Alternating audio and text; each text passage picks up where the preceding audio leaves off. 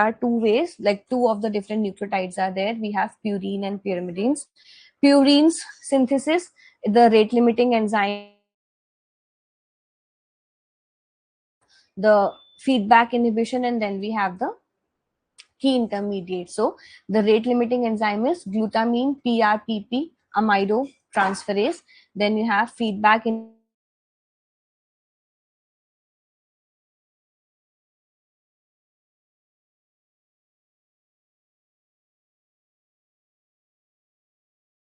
different from the purines. The base are synthesized first and then they are attached to the ribose part. Then we have salvage pathway as well. So when we talk about the formation or the production or the biosynthesis of nucleotides, you have two main pathways. One is the de novo pathway and second is the salvage pathway. The de novo pathway is the one in which from the precursor molecule the entire segment is happening. Salvage pathway is that when via the byproducts of the breakdown of the various purines and pyrimidines, you have some intermediaries remains, and then the final rearrangement is getting done. So salvage pathway is comparatively shorter, less complex as compared to the de novo one. Salvage pathway, AGPRT, hypoxanthine guanine, APRT, and deficiency can cause a number of syndromes. So AGPRT syndrome can cause this, deficiency can cause this syndrome. Then next we have proteins, right? So proteins classification is, there are various ways, various formats of classification. Initial types are polar, non-polar, charged, and charged positive, charged negative. So you have examples and then you have the properties of the same, right? If I talk about the structure of the amino acid, so in the structure of amino acid, you have an amino group, you have a carboxyl group, you have a hydrogen group, and then you have the variable group with a central carbon as the attachment. So amino group contains nitrogen and hydrogen, so NH3 plus, carboxyl group is COO minus, side chain is R, variable group that determines the property of amino acid, and the central carbon, it is tetrahedral, bonded to 4 different groups that we have, right? And then you have the entire list of the various amino acids that we have. Now in this entire list, if you see it on the next 3 slides, slide 1, like every slide will give you the name of amino acid, 3-letter code, 1-letter code, the polarity of the same, what particular nature does it have, whether it is neutral, positive, negative, then whether it is essential, non-essential, semi-essential, and then the key functions. Very important, right? So 20 different segments are therein. Make sure you remember it. In the examination, you might get a part B question. And if not part B question, you might get a match the following question from the same. So remember about it. Then classification summary, non-polar, polar, polar charged, polar uncharged, everything. Special amino acid, 4 different special amino acids are therein. First one is the proline. Then we have glycine, then we have cysteine, and then we have histidine. Proline is the helix breaker because of the presence of a amino acid being here, right? Then we have glycine, which is the most flexible one. So hydrogen side chain is there. Then cysteine, disulfide bond. And then you have histidine as well, in which the pKa value is approximately 6, which is ionizable at your physiological pH, right? Then nucleotides, we have nucleic acids, we have just discussed in purines and pyrimidines are there. Purine include A and G, and pyrimidine include CUT, cysteine, uracil, and thymine. A and T makes up a bond, G and C makes a bond in DNA, and in RNA you have A making up a bond with U and T is absent in there, right? Then this we have discussed. Amino acid metabolism. So there is one concept, something called as transamination, right? In which alanine getting converted into purine, aspartate into oxaloacetate, or pyroxidil or pyridoxal phosphate is the main cofactor, is the main cofactor participating in here, right? Then we have the next segment of urea cycle, very very important, right? Every in last 2-3 years we are getting a question from amino or this urea cycle a lot of times, so make sure you remember it. When we talk about urea cycle over here, the rate limiting enzyme is carbamyl phosphate synthetase, which is CPS1. If we talk about the various steps of the same, so you have step 1, step 2, step 3, step 4, and step 5. Then we have main facts. First fact is what is the location. So the main location is liver. Key enzyme is CPS1, which is carbamyl phosphate synthetase. Then you have nitrogen sources. So one is from NH3 and one is from the aspartate. Energy cost is approximately 3 ATPs, and connection is that it is linked to the TCA via the fumarate part, right? So keep a note of this as well. In the examination, based upon the secondary segments that are being formed, based upon orethine, citrulline, and arginosuccinate, the location where it is formed, because there are two different organelles which are participating in here, mitochondria and cytosol. So where does it occur, how does it occur, that is also very very important, right? So make sure that you keep a note of the entire part, that how is everything operating in. Write down, where do you get to see the arginosuccinate being formed? Is it in the mitochondria or is it in the cytosol? Next, the conformation of protein.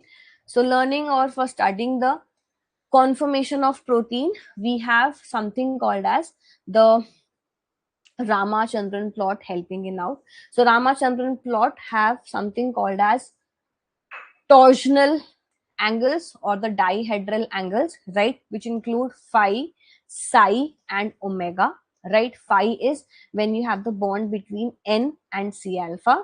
Psi is the angle between C alpha and C. Allowed regions are alpha helix and beta sheets. Glycine is the most free amino, is the most allowed one, because in the entire Ramachandran plot, maximum origin or maximum location is of the glycine itself, and proline is restricted, which has a cyclic structure because of the amino group, amino acid being there, right? Then Ramachandran plot, other things. So it's a graphical representation of the allowed and the disallowed dihedral angles. Who invented it? So it was by respected G.N. Ramachandran in 1963. What was the main purpose? Where the secondary structure of protein was analyzed, right? Axis is x-axis, and like you get to see this quadrant kind of a structure. So 1, 2, 3, and 4 are here, and then based upon where the look, based upon its location, you get to see it. Range is both phi and psi is from -180 to +180, right? What is the significance? It helps us to predict and validate the entire secondary structure of the protein that we have, right? So this is how your Ramachandran plot looks like. This is your first quadrant, this is second quadrant, this is third, and this is fourth quadrant. So questions have been asked based upon the location of that, where do you get to see different conformations being available, and you're supposed, like see over here, the first quadrant you get to see the left-handed alpha helix being there. In the second quadrant, maximum concentration is there of right twisted beta sheets, collagen triple helix, parallel beta sheets, anti-parallel beta sheets. You have to remember their specific locations as well, because in one of the paper, there was a question asked based upon 4 different locations given to you, and you were supposed to find out that what will you find in different segments, right? Then we have the regions, so alpha, beta, left-handed, and collagen. You can keep a note of this. Ramachandran plot is what? It's a 2D structure. We have just discussed this. Then area type, so allowed region, favored region, disallowed regions, and the outliers are that glycine is the most favored one and proline is not found, or it is in the disallowed region. Uses to determine whether a 3D model is sterically valid or not. It is used in crystallography and NMR. It identifies the regions between forming the alpha helix or the beta sheets, and it helps to visualize the backbone flexibility and conformational preferences, right? Then proteins are what? They are nothing but a large complex molecules that are made up of the the peptide bonds. Amino acid are joined in a sequential manner, right? Then elements present is carbon, hydrogen, oxygen, sometimes sulfur or phosphorus based upon the variable group that's therein, right? General formula are CH, NH2, OH. Peptide bond is CONH, and building block source is like the entire central dogma. So first we have the DNA, then RNA, and then the protein via transcription and translation. Then when we talk about the properties of protein, so it includes solubility, denaturation, buffering capacity, amphoteric nature, optical property, colloidal nature, hydrolysis, and your specificity being there. So solubility are, some are soluble, some are insoluble. Denaturation, because of high heat, high temperature, it might end up losing its structure. Buffering capacity, it can accept or donate the proton due to the amino and the carboxyl group. Amphoteric nature, so it acts as both acid and base. Optical activity, they are majorly optically active except for glycine. What is the meaning of optical activity? That means to deviate the plane polarized light when it falls on it. Why glycine is optically inactive? Because of its variable group being hydrogen only, and as a result it cannot it is achiral in nature, right? That means it can superimpose its mirror image, right? Then you have hydrolysis, specificity, and colloidal nature. Levels, primary, secondary, tertiary, quaternary, we have discussed in the beginning. This is done. In the secondary structure, you get to see alpha helix and beta sheets being there. Alpha helix is 3.6 residues per turn, 1.5 angstrom, right-handed, and hydrogen bonds is like when an alpha helix is formed, there is a hydrogen bond formed between the first and the, and like if it is first, then 1 plus fifth. So between first and fifth, you get to see the hydrogen bond being formed in. Then beta sheets. So you have extended conformation, parallel or anti-parallel, pleated structure, inter-strand hydrogen bonds being formed in. This has been asked in the examination about the number of hydrogen bonds. For example, if there are 15 amino acids, and if there is alpha helical structure being formed in, so how many amino acids, how many hydrogen bonds will be there? 11. Why? Because there's a gap of 4 amino acids, so n minus 4 formula is used in. Write down in the comment section, if there are 30 amino acids, how many hydrogen bonds will be formed in? Repeating, if there are 30 amino acids, how many hydrogen bonds will be there if the alpha helix structure is getting formed in here? And this is the formula that you have to apply. Then structure, then we have the types. Basis of classification is by shape, by composition, and by function. So by shape we have fibrous and globular, by composition we have simple and conjugated, by function it is structural, enzymatic, transport, defensive, hormonal, storage, receptor, contractile. So your entire body's functionality, we talk about every single function in the body is controlled by the proteins itself. Because remember, your cell can take up the command or can understand the command by a protein, not by the DNA. So DNA will be getting converted into mRNA, that is the messenger RNA, via transcription, and mRNA will be converting into protein via translation, and these proteins are going to control or facilitate a number of functionalities in the body, right? Then we have the other segment.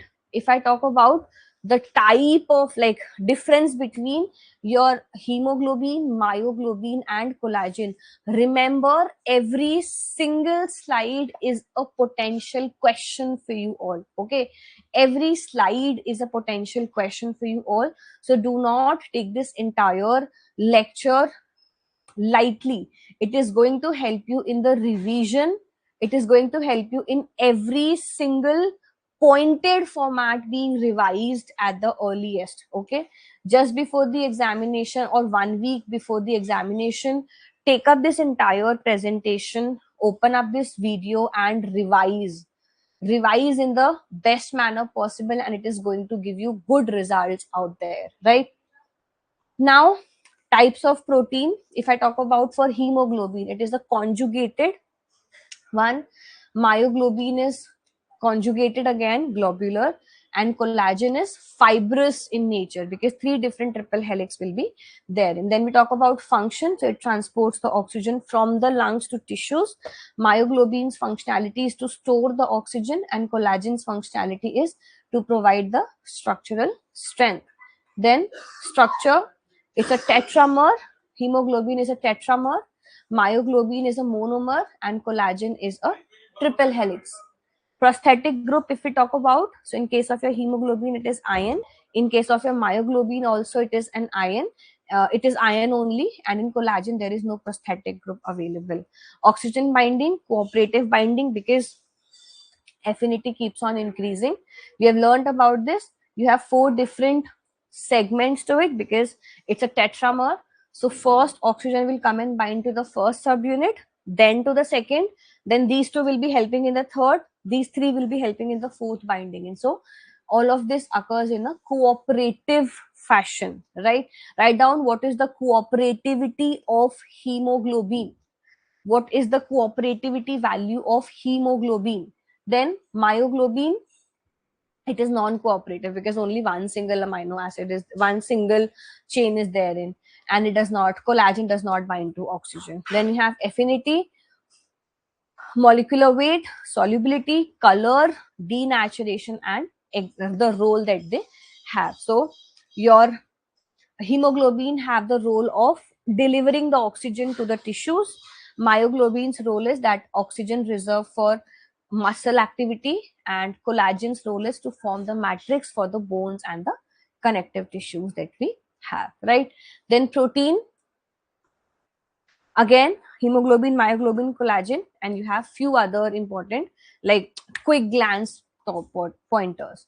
Hemoglobin looks like this, myoglobin looks like this, and collagen looks like a helical structure like this, right? Then yeah, this we have done. Protein degradation, if we talk about, so it's a process of breaking down the proteins into the peptides and the amino acids. What is the purpose? So the denaturation purpose is to remove the damaged, misfolded, aged proteins that are there, to regulate the cellular processes and enzyme activity, to provide the amino acid for the new proteins synthesis or energy. Location is that it occurs in the cytoplasm and the lysosomes, and end products is from peptide to amino acid, and from amino acids, like the residues that are there, they can be reused or oxidized for the energy purpose, right? Then we have the main pathways for its degradation. So take 20 minutes. Okay. Then we have the main degradation pathway, right?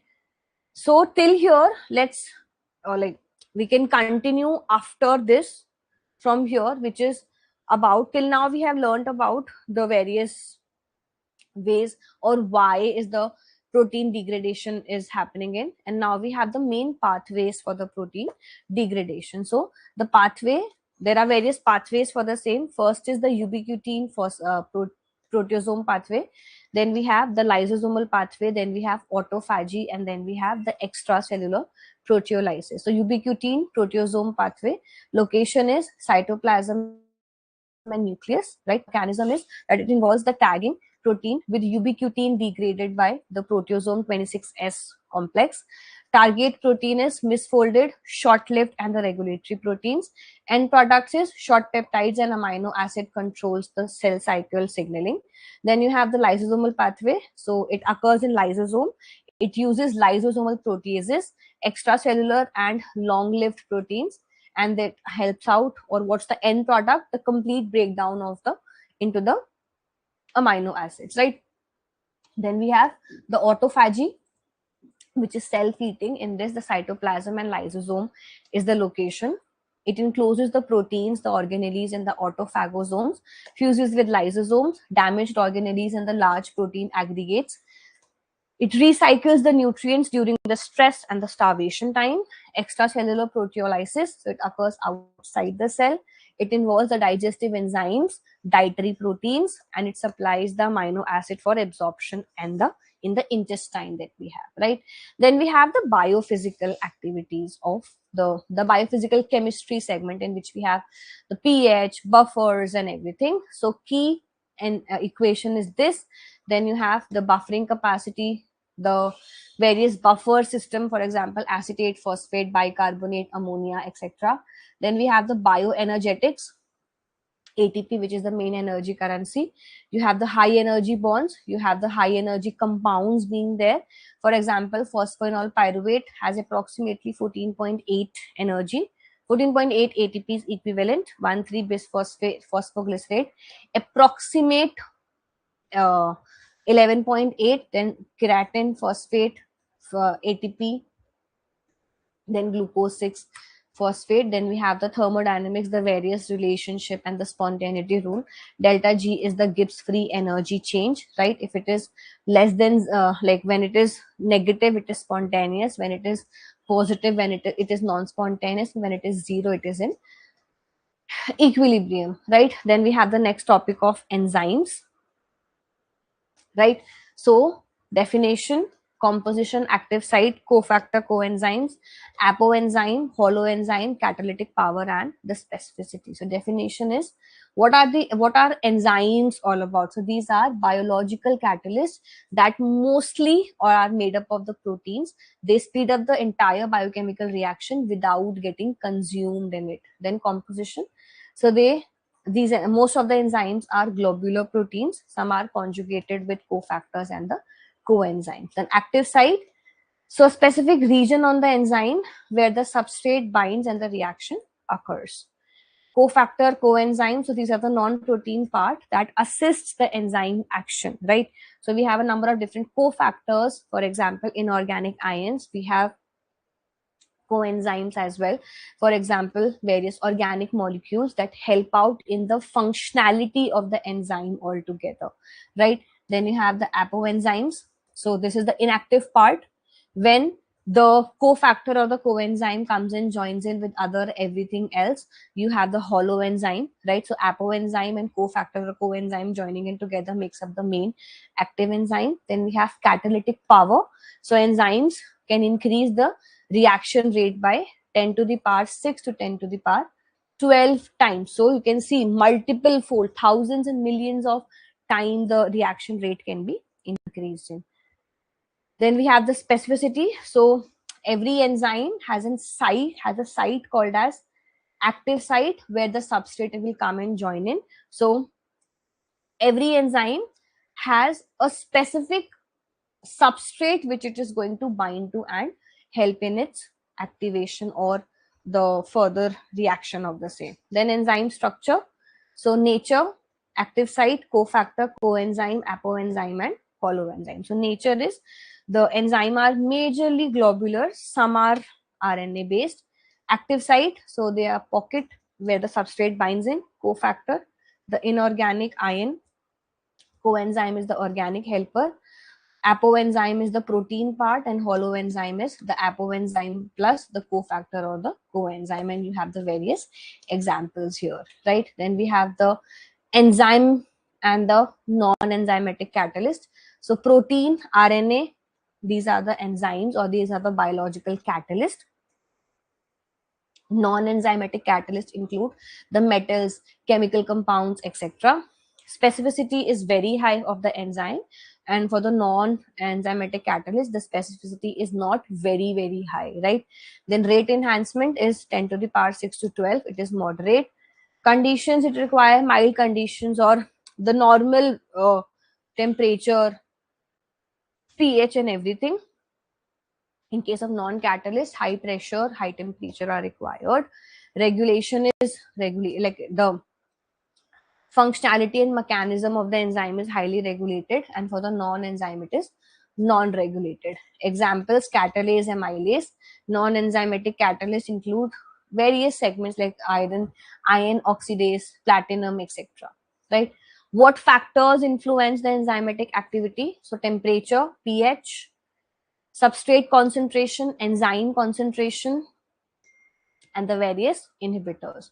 Then enzyme have 6 main classes: oxidoreductase, transferase, hydrolase, lyase, isomerase, and ligase. So this should be remembered in a sequential manner. That is, EC1 is that is enzyme class 1 is oxidoreductase only. You cannot change the group class, or you cannot change the order.